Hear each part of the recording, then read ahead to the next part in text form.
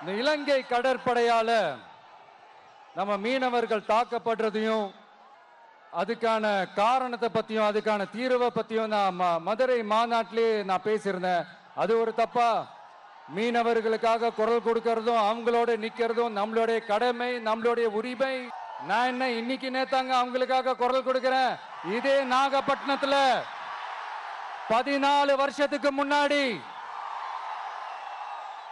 2011ல February 22 இதே நம்ம மீனவர்கள் தாக்கப்பட்டதை கண்டிச்சு ஒரு பொதுக்கூட்டம் ஒண்ணு நடத்தணும் இல்லையா?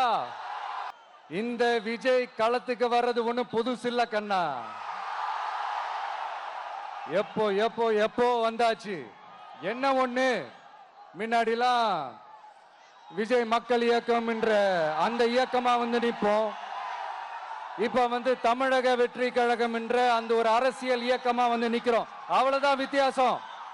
அன்னைக்கும் சரி, இன்னைக்கும் சரி, இனிமேலும் சரி, மக்களுக்காக மக்களோட நிக்கிறது தான். இது புரிய வேண்டியவங்களுக்கு புரிஞ்சா சரி.